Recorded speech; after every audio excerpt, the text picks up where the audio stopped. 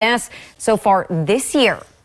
Also, the Minnesota Department of Health reported 14 breakthrough COVID cases this week, meaning someone was reinfected with the virus more than 2 weeks after being fully vaccinated. I sat down with the North Dakota Chief Health Strategist, and he explains why this matters and what North Dakota is doing to track this.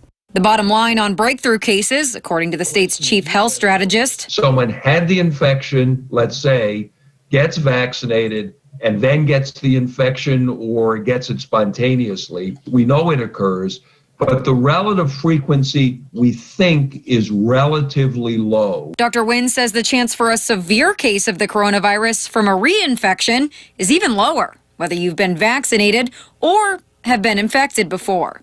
Breakthrough COVID-19 cases are showing up, though. First reported in Oregon, now Minnesota is tracking it. I know of an individual who got vaccinated with the appropriate time frame and then turned up positive, actually with some symptoms. So it does occur. Fortunately, I'm knocking on wood, that individual so far does not have severe disease. So is this being tracked in North Dakota? We do track these cases in North Dakota. It's actually everyone nationally really should be tracking them. So we implemented a process where we do go through all of our cases and kind of double check their immunization status. Epidemiologist Jenny Galbraith says the state is currently tracking 25 suspected breakthrough cases. So there is always a potential that these could be kind of long-term spreaders, or long-term not spreaders, long-term kind of shedders. So they're continuing to test positive.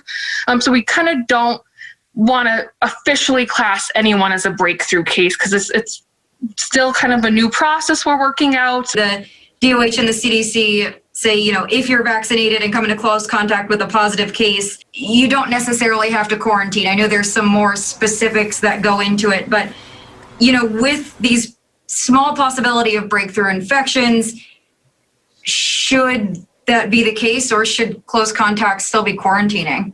Well, there are trade-offs in any policy decision of benefits versus risks and so forth. Anyone who is symptomatic is still asked to quarantine. Dr. Wynn says those who are asymptomatic have a lower chance of spreading the virus, but it's likely not a 0% chance. We also asked Dr. Wynn if emerging variants of the virus are causing the reinfections.